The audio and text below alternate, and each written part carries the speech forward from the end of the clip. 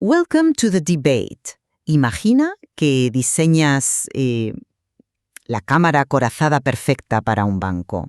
Ya sabes, instalas paredes de titanio de medio metro de grosor, sensores térmicos de última generación, vigilancia ininterrumpida. Ujú. Te centras tantísimo en la aleación del acero que olvidas un detalle fundamental. Y es que la puerta, por puro diseño, tiene que abrirse de vez en cuando para dejar pasar al director del banco. Ya, claro. O si me permites llevar tu analogía un pasito más allá. Te centras tanto en vigilar a ese director del banco que no te das cuenta de que el acero de las paredes ha empezado a reaccionar a nivel molecular y, bueno, se está disolviendo solo, sin que absolutamente nadie toque la puerta. Eso es. Y esa es exactamente la tensión que nos reúne hoy en este espacio de discurso analítico riguroso. Nos enfrentamos a la encrucijada definitiva de nuestra era tecnológica. Hablamos de la intersección entre la inteligencia artificial y la ciberseguridad. Totalmente. Hoy vamos a diseccionar este problema basándonos en dos frentes muy concretos. Por un lado, tenemos el reciente análisis técnico de The Hackers News sobre una vulnerabilidad crítica, la CVE 2026-5752, que se ha descubierto en Terrarium, que es el entorno aislado de Cohere AI. Eso es. Y por otro lado, pues vamos a contrastar esa amenaza puramente infraestructural con los conceptos sobre la fragilidad del comportamiento humano, esos conceptos que al final vertebran los paradigmas de seguridad modernos. Justo. Entonces, la pregunta central que ponemos hoy sobre la mesa es, a ver, en la era de la IA, ¿dónde radica realmente el riesgo existencial? ¿En la explotación técnica autónoma de nuestras infraestructuras o en la manipulación masiva de la mente humana? Pues yo como experta lo tengo clarísimo. Sostengo que el factor humano, lo que en el argot llamamos la capa 8, sigue siendo el vector de ataque definitivo y que la IA simplemente ha industrializado el engaño para vulnerar nuestra arquitectura de confianza. Ya, pero mi perspectiva, que choca frontalmente con la tuya en este caso, es que la IA ha desplazado ese riesgo hacia fallos técnicos sistémicos. O sea, hoy en día, el código generado por modelos de lenguaje en entornos aislados introduce brechas que eluden por completo la intervención humana. A ver, fíjate, para entender mi postura, solo hay que mirar la escalabilidad del problema. La premisa central de la ciberseguridad moderna no ha cambiado sus reglas básicas, simplemente ha mutado. Ujú. Los atacantes modernos ya no necesitan romper cifrados complejísimos si pueden vulnerar directamente la psique humana. Antes, un ataque de ingeniería social era, digamos, artesanal, manual. Requería muchísimo tiempo. Requería un esfuerzo dirigido, sí. Claro, pero hoy la IA ha transformado todo esto en campañas de suplantación mediante deepfakes y clonación de voz extremadamente precisas y, lo más importante, masivas. Ya. Pero sigues asumiendo que el atacante necesita que el usuario haga algo, que interactúe. Porque es que casi siempre lo hace. La verdadera brecha en cualquier sistema, y estoy segura de esto, ocurre en ese instante biológico en el que la urgencia emocional desactiva nuestro pensamiento crítico. Al usuario le entra el pánico y entrega voluntariamente sus credenciales. O sea, la tecnología debajo puede ser de grado militar, pero bajo presión, la mente humana sigue siendo completamente hackeable. Te compro la idea de que el humano es falible, por supuesto que sí. Siempre lo ha sido. Pero a ver, es un baño de realidad tremendo en lo que nos da el reporte de Hacker News. Se nos caen todos los esquemas cuando analizamos lo que pasó de verdad en Terrarium. Cuéntanos un poco las métricas de eso. Pues mira, hablamos de una vulnerabilidad con una puntuación CVSS de 9,3 sobre 10. Madre mía. Eso es crítico. Crítico absoluto. Terrarium es un sandbox, ¿vale? Una caja de arena de Python desplegada en contenedores Docker y está diseñada única y exclusivamente para ejecutar código no confiable generado por LLMs, por los modelos de lenguaje grande. Y falló estrepitosamente. Ya, bueno, falló, sí. Pero los sistemas fallan constantemente. Es parte del software. ¿Por qué crees que esto cambia el paradigma? Pues porque demuestra que la infraestructura subyacente en la que intentamos enjaular a la IA es inherentemente frágil. El riesgo real y existencial aquí, fíjate, no es que un oficinista sea engañado por un correo falso o una voz clonada. El riesgo es que la propia IA genere y ejecute código que rompa las barreras del sistema operativo, sin que ningún humano esté involucrado en toda la cadena. La máquina vulnerando a la máquina, quieres decir. Exactamente. La máquina vulnerando a la máquina. Es un punto fascinante, la verdad, y no le quito gravedad, pero no me gusta quedarme en la superficie del titular. Quiero que desgranemos exactamente cómo ocurre ese escape de contenedor. Claro, vamos a ello. Porque, para poner esto en contexto para quienes nos escuchan, un entorno como WebAssembly, que es lo que usa Terrarium, se vende como la jaula inexpugnable. Si yo meto código no confiable ahí, asumo que de ahí no va a salir. Así que explícanos, ¿cómo es que un código logra saltarse eso y comprometer todo el sistema anfitrión? Pues ahí está la magia negra de la arquitectura de software. A ver, Terrarium utiliza PyDide, que esencialmente compila Python para WebAssembly dentro de un entorno Node.js. Suena súper seguro sobre el papel, pero el fallo radica en algo llamado en inglés JavaScript Prototype Chain Traversal, o en español digamos contaminación de prototipos. Vale, espera, frena ahí un segundo. Explícanos bien cómo funciona esa contaminación, porque eso suena a concepto de manual hiperavanzado. Sí, a ver. Piensa en los prototipos de JavaScript como si fueran el ADN o, bueno, los planos originales de un edificio. Cuando tú creas un objeto nuevo en ese lenguaje, hereda automáticamente las propiedades de un objeto raíz, de ese plano maestro. Ujú. El problema en Terrarium fue que el sandbox, la dichosa jaula, no impidió el acceso a esos planos maestros. O sea que en lugar de intentar forzar la puerta de una habitación concreta, el código alteró el plano del edificio entero. Justo, eso es. Un atacante o un código autogenerado por un LLM atraviesa esa cadena de herencia e inyecta propiedades maliciosas directamente en el entorno anfitrión de Node.js. Entonces, de repente, le has añadido una puerta trasera a todas las habitaciones del sistema. Esto te permite salir de la burbuja de WebAssembly y ejecutar comandos directamente en el servidor, con privilegios de root. Privilegios de root. Tela marinera, o sea, para que la audiencia dimensione esto. No es que te roben un dato puntual de una base de datos, es que el atacante acaba de convertirse en el dueño y señor absoluto del servidor. Puede acceder a, la ruta etc, passbaby y hacer lo que le dé la gana. Tal cual. Apaga y vámonos. Y por eso te digo, estoy convencido de que esto invalida tu premisa de la capa 8. Aquí el humano no hizo absolutamente nada mal, salvo quizás confiar en la arquitectura. El software simplemente no pudo contener a la máquina. Ya veo por qué lo enfocas como el fin del mundo técnico, pero permíteme devolverte a la analogía de la cámara acorazada del principio. Si descubrimos que la cámara de Terrarium es vulnerable a, pongamos, una ganzúa cuántica, pues es un problema técnico que requiere atención inmediata, sin duda. Mucha atención, sí. Pero miremos los datos empíricos, miremos cómo operan de verdad las mafias digitales hoy en día. Si estadísticamente el 99% de los robos ocurren porque el director del banco entrega la llave debido a un deepfake, pues centrarse obsesivamente en la ganzúa técnica es, desde mi punto de vista, un error de priorización brutal. Pues yo no estoy nada de acuerdo con que sea un error de priorización. O sea, la ganzúa escala muchísimo más rápido que el engaño. Pero la IA es perezosa, igual que el atacante humano. Los algoritmos van a explotar primero los automatismos humanos porque sencillamente ofrecen la vía de menor resistencia. Bueno, depende del contexto. Pensemos en el credential stuffing, por ejemplo.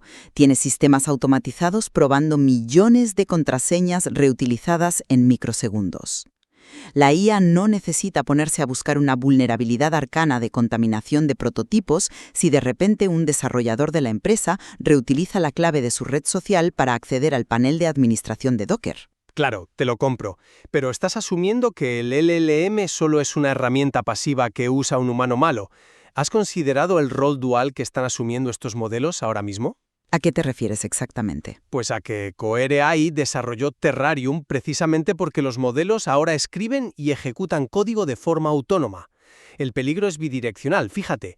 Por un lado, la IA puede auditar repositorios de código abierto a una velocidad sobrehumana y descubrir estas vulnerabilidades de día cero muchísimo antes que cualquier analista de seguridad. Cierto, el descubrimiento automatizado de vulnerabilidades es un salto cualitativo enorme, te lo concedo. Y eso no es ni de lejos lo peor. Proyectemos esto un poco al futuro, hacia el problema de la computación cuántica.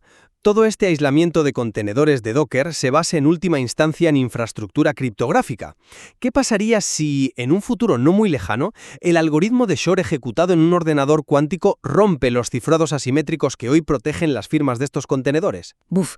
Se nos cae el chiringuito literalmente. O sea, rompes RSA o la criptografía de curvas elípticas y no hay contenedor que valga. Exactamente. Tendremos agentes de IA generando código malicioso indetectable, descubriendo fallos de contaminación de prototipos en milisegundos y escapando de sandboxes vulnerables. Y todo esto en un entorno donde la criptografía subyacente ha sido barrida del mapa por el procesamiento cuántico. La amenaza técnica escala de una forma exponencial, no necesita a tu famoso director del banco. A ver, la variable cuántica que introduces es el escenario apocalíptico de manual, y te lo acepto. Pero es que no necesitamos esperar 10 años a que los ordenadores cuánticos sean viables a gran escala para ver la devastación real.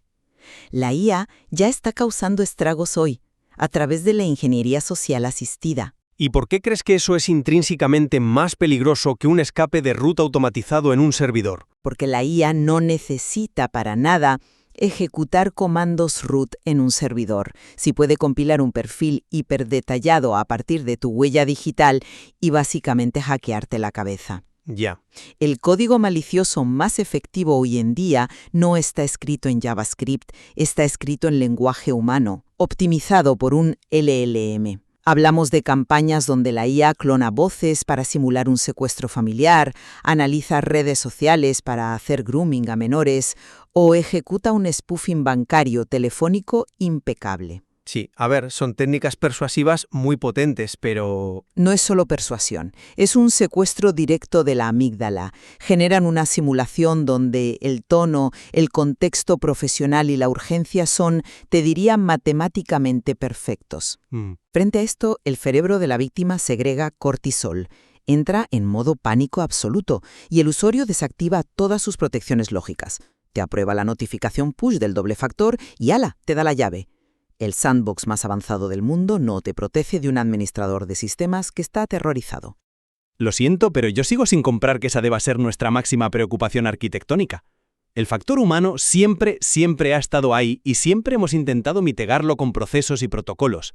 Pero el fallo en Terrarium es un fallo estructural en cómo concebimos el aislamiento computacional. ¿Sabes qué es lo que más miedo me dio a mí de leer ese reporte? Sorpréndeme.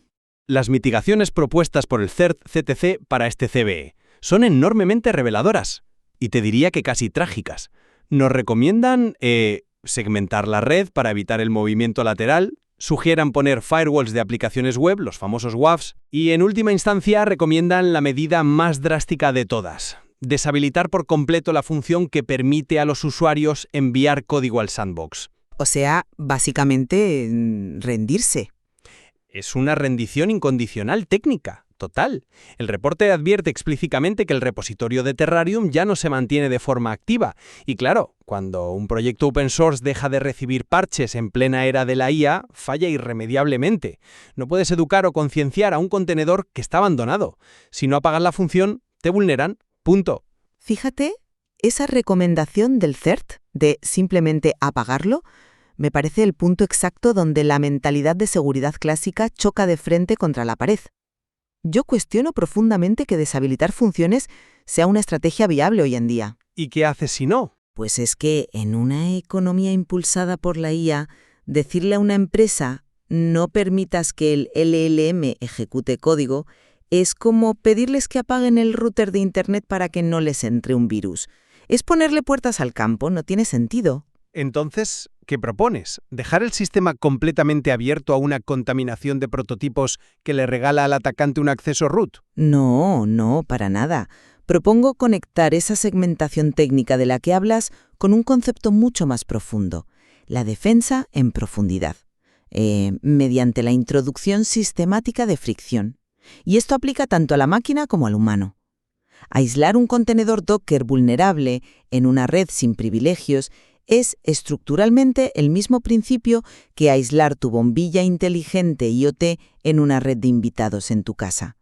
No apagas tu vida digital, reduces tu superficie de ataque introduciendo barreras de desgaste. Ya, pero volvemos a lo mismo de siempre. La fricción asume que el atacante se va a cansar y se va a ir a buscar a otra víctima más fácil. Exactamente. Y para eso usamos herramientas prácticas, como las llaves físicas FIDO2. Expliquemos cómo funciona esto, porque me parece clave para la audiencia. ¿Por qué una llave FIDO2 detiene un deepfake perfecto? Pues porque el protocolo FIDO2 vincula el desafío criptográfico directamente al dominio real en el que estás navegando en ese momento. Ahí está. Incluso si la IA me engaña por completo con una voz clonada de mi jefa y me dirige a una página web falsa que es idéntica a la de mi empresa, mi cerebro puede caer en la trampa. Claro, somos humanos. Pero cuando yo introduzco mi llave física FIDO2 en el puerto USB, el hardware de esa llave verifica el dominio real a un nivel estrictamente matemático. Como la página falsa es, yo qué sé, miempresa-login.com, en lugar del miempresa.com original, la llave se niega en rotundo a firmar la petición. La fricción matemática en este caso salva al humano que ha sido engañado. A ver, te lo compro, pero solo en el escenario del phishing. FIDO2 y las frases de paso robustas protegen muy bien la puerta de entrada.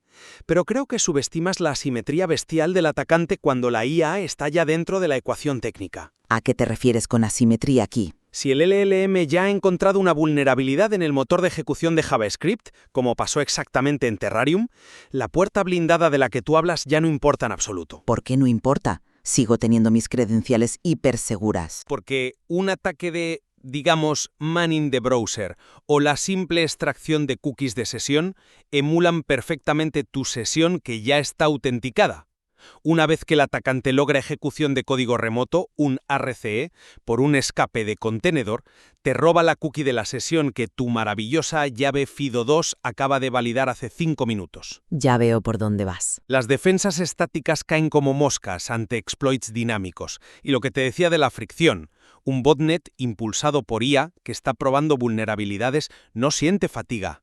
No se va a tomar un café a media mañana. Escaneará tu infraestructura perimetral a la velocidad de la luz y si hay una brecha de día cero, entrará. Haya fricción o no haya fricción. A ver, reconozco que la IA no necesita pausas para el café. Pero los datos reales, la telemetría que vemos a diario en la industria, demuestran que estas redes automatizadas siguen operando bajo lógicas de probabilidad y coste-beneficio. Si tu identidad digital requiere ese desafío FIDO2 del que hablábamos, el ataque puramente automatizado contra el empleado medio falla. ¿Y qué hace la IA entonces? Pues busca el siguiente objetivo. A alguien que todavía dependa de un SMS que se pueda interceptar con un simple SIM swapping. O repito, busca un sandbox mal configurado. Sí, sin duda. Los escapes de contenedores representan una amenaza técnica brutal. No te lo niego en absoluto. Si el entorno que aísla el razonamiento de la máquina, el Terrarium de turno, está roto, la confianza en todas las operaciones automatizadas de esa empresa se derrumba por completo.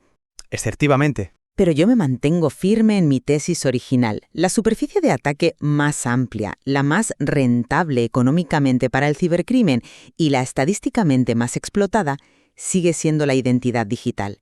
Mientras los humanos sigamos poseyendo las credenciales que dan acceso a la base de datos de oro, la ingeniería social hiperpersonalizada y asistida por IA va a seguir siendo el arma de destrucción masiva preferida. Es una tesis sólida, lo admito, pero mi conclusión tras analizar este caso es diferente.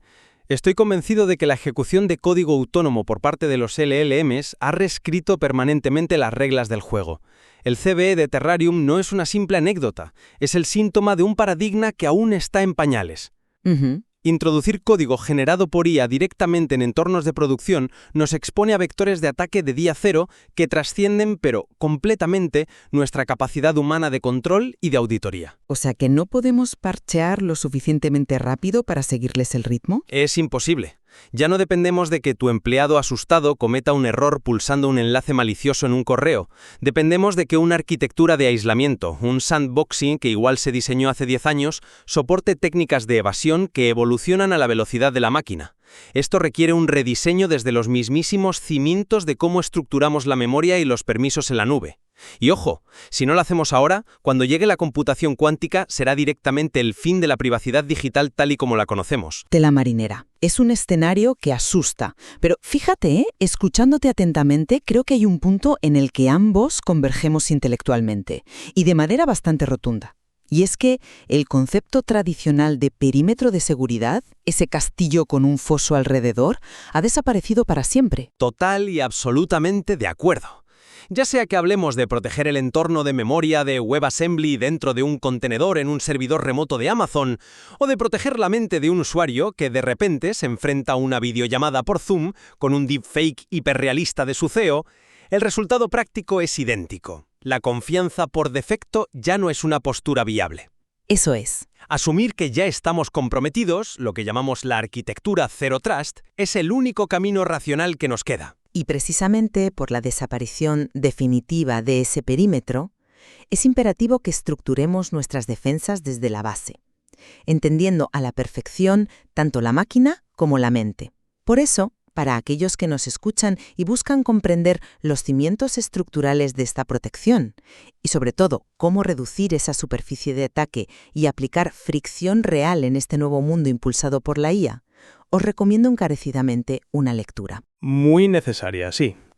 El libro Blindaje Digital de Wilfredo Gallego Penedo proporciona un marco excelente y súper riguroso. Nos obliga a dejar de depender de la suerte o de la memoria humana y empezar a confiar de una vez en arquitecturas sólidas. Está disponible en Amazon y, por supuesto, tenéis el enlace directamente en la descripción. Y oye, si sois de los que prefieren entender el barro técnico, de los que quieren ver cómo se rompen de verdad estas arquitecturas, os recomiendo muchísimo seguir la cuenta de TikTok @ByteShield. Ahí vais a encontrar explicaciones visuales espectaculares y desgloses súper detallados sobre cómo funcionan estructuralmente estos mecanismos de los que hemos estado debatiendo hoy. Totalmente recomendable. Desde la disección técnica, paso a paso, de un escape de sandbox con contaminación de prototipos, hasta las tácticas más modernas de suplantación de identidad. Es el complemento visual perfecto para todo esto. Desafío, el baño de realidad de nuestra era tecnológica, es comprender que, en un mundo mediado por la inteligencia artificial, el acero, la llave y la voz que te pide desesperadamente que abras la puerta pueden ser todos, simultáneamente, una perfecta, matemática y peligrosísima ilusión. Hasta la próxima.